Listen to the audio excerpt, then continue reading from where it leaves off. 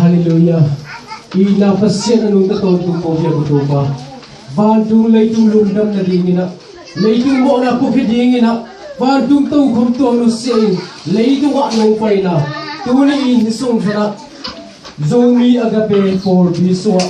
Nung naong na dingina ng mapaina. Iting sakin dingina. Nang may nung tatkin na. Nang may leitung mong kininong so inapok na. Kun kendo. Akipat alayang atop do. Kahunay kaya kong lungwal sa amasan yung ang buto na sauhi. Pati panila, pati na uso namin sa natin kamastan. Yung lupa di kami, tuliin ko keso, hong suwak Jesu ko kenong taksong suwak at kagawang suwak mo.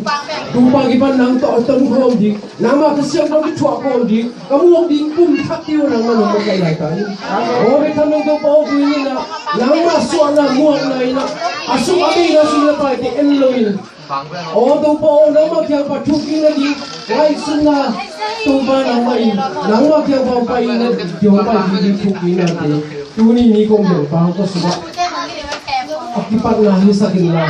Amaw di sumnabi natin, nang makamalumang man atatahin niya kung tukin tayo. O daw babit kalaw tuni na mga huluyket.